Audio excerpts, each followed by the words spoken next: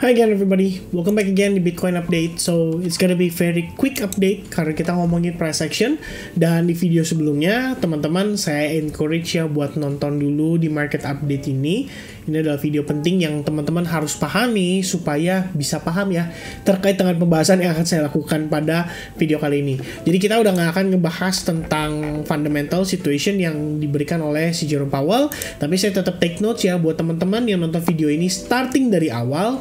Kalian tetap harus antisipasi karena besok itu Jerome Powell belum selesai ya, dia masih akan ada menggoyangkan, masih ada kesempatan ya untuk dia menggoyangkan market kembali. Jadi besok pun di tanggal di hari Rabu ya, di hari Rabu Jerome Powell akan ada ngomong lagi di jam yang sama, jam 10 malam. Jadi dia akan ditanyain lagi oleh anggota Kongres dan lagi-lagi dia bisa memberikan statement yang mungkin lebih hawkish dari hari ini. Tapi kayaknya kalau menurut saya sih yang hari ini tuh udah menjadi bom utama ya dari penggerak pasar karena bisa mengubah probabilitas kenaikan suku bunga The Fed yang di pertemuan 22 Maret mendatang menjadi meningkat di 0,5%. Dan saat ini dengan kenaikan ini saya pun berpikir dan saya cukup yakin sentimen market itu akan bergerak ke arah yang lebih bearish per dari testimoni yang dilakukan hari ini. Jadi nanti pada saat hari H kenaikan suku bunga di 0,5% pun market udah nggak kaget karena seperti yang kita tahu ya di data pun di sini menunjukkan bahwa terlihatnya cukup jelas stock deepen ya, their losses as a half point rate hike is now a more likely option. Jadi penurunan stok hari ini itu lebih dalam ya daripada yang diekspektasi. Anyway, kita punya satu new update. Oh, this one ya, US outstanding consumer credit. Ini nggak akan kita bahas.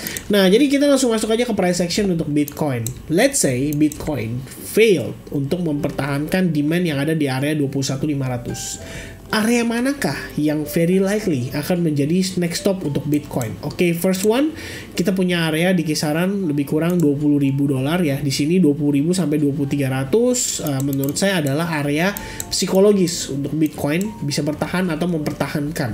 Kalau misalnya level tersebut tidak bertahan, maka the only level yang saya akan pay attention very closely adalah di 18.500. Jadi memang planning saya sendiri untuk melakukan akumulasi di spot ya, itu akan saya bagi dalam beberapa level ini ya. Ini akan menjadi area atau level yang akan saya pertimbangkan untuk saya melakukan DCA kembali. Jadi untuk level 21.500 saya akan masuk dengan portion yang sangat kecil. Kalau bisa masuk ke 20.000 mungkin saya akan tambah sedikit supaya average price saya dapat lebih baik. Dan terakhir ya ekspektasi paling parah ya, ini worst case scenario adalah di 18.500 sementara ini, karena ekspektasi kita adalah kita pengennya kan ngelihat Bitcoin itu kepantul lagi ya, naik signifikan. Jadi memang proses retest saat ini ke demand zone itu kelihatannya cukup powerful somehow. Bitcoin mendapatkan reaksi yang menurut saya cukup menarik. Kenapa? Karena pertama ada kasus Silvergate yang terjadi sekitar beberapa waktu lalu, menyebabkan harga saham Silvergate yang rontok itu membuat Bitcoin juga terkena dampak. Kemudian ada Blackstone ya, ini adalah perbankan. Jadi perbankan tradisional yang saat ini sedang terlilit hutang atau bermasalah, intinya bangkrut lah kita bisa bilang. Dan terakhir statement hawkish daripada si Jerome Powell pada testifies atau testimoni hari ini dan menyebabkan Bitcoin turun tapi nggak banyak. Ya karena ini dari penguatan yang terjadi di sini itu Bitcoin masih melihat kita bisa lihat ya bahwa proses yang terjadi saat ini itu adalah koreksi atas pergerakan impulsif yang terjadi sebelumnya. Tapi memang tidak bisa dipungkiri bahwa proses penguatan yang terjadi itu sudah diiringi dengan rejection yang cukup masif. Jadi saya pikir kalau di-compare dengan yang pertama, secara tren, tentu saja tren market kali ini sudah mulai melemah. Dan memang soon or later kita bisa melihat Bitcoin mungkin masuk ke dalam fase major correction-nya. Yang artinya bergerak di bawah area key support ini. Jadi jatuhnya nantinya akan seperti ini. Ya ini pertimbangan aja ya teman-teman untuk kita waspada terhadap kemungkinan correction nih dengan kondisi makroekonomi fundamental dan berbagai sentimen yang masuk ke pasar untuk saat ini. Nah ini kita perlu waspadai terhadap kemungkinan tersebut. Dan saya sih ngelihatnya dari segi probabilitas saat ini meningkat dan cukup tinggi. Sebab kalau teman-teman perhatikan, proses penguatan yang terjadi itu juga diiringi dengan volume yang cenderung decline. Jadi memang dari volume pun kita bisa katakan tidak terlalu mendukung. Alright, So hopefully di daily time frame bisa clear dan teman-teman bisa dapat gambaran ya untuk melakukan akumulasi di CA.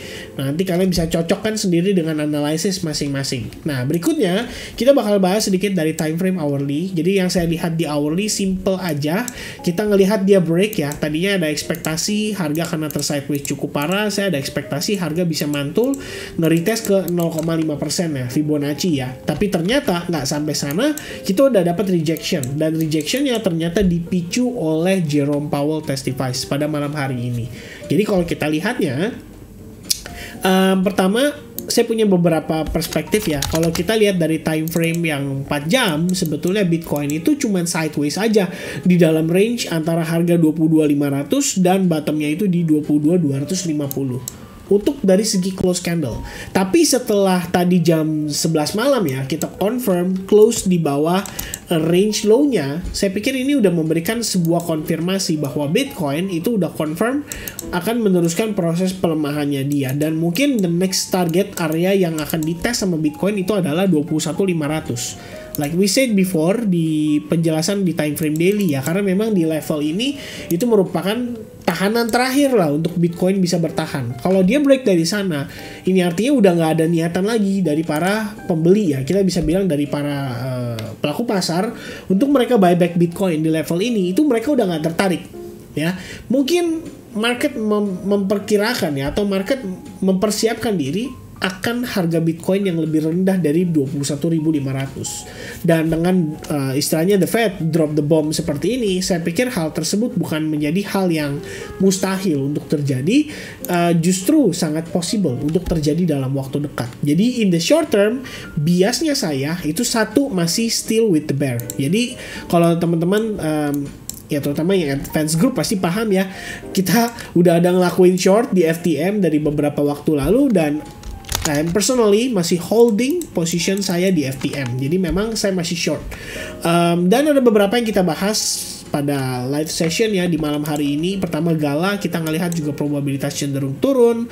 Kemudian ada CRV yang tadinya dia naik tapi kemudian rejection terjadi pada Big Fan Zone. Sebenarnya kondisi market yang kalau teman-teman lihat seperti ini, dia punya kecenderungan pergerakan yang relatif bullish ya.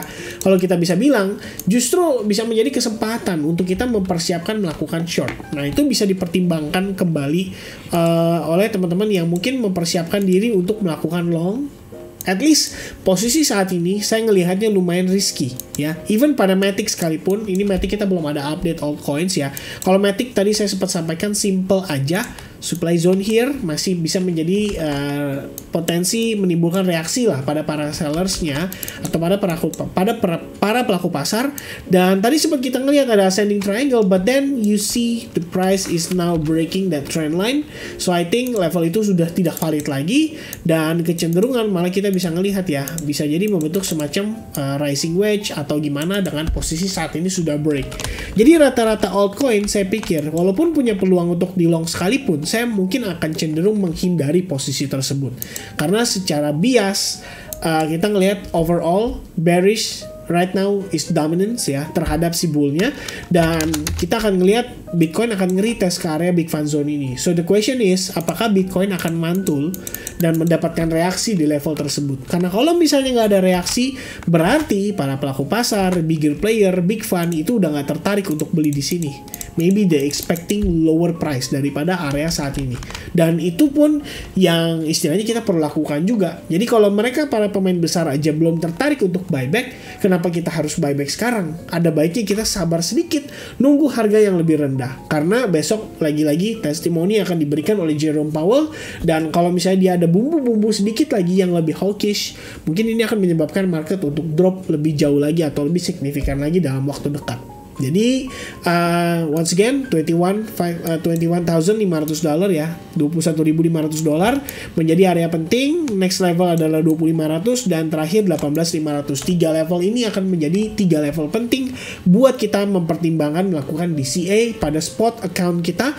Dan untuk future sendiri, as long bear still dominant ya di time frame hourly-nya, nggak ada reason sih kalau buat saya melakukan long pada Bitcoin ataupun pada altcoin saat ini. Saya mungkin akan jauh lebih prefer mencari position untuk short dibandingin untuk long. Alright, so I hope it clears teman-teman.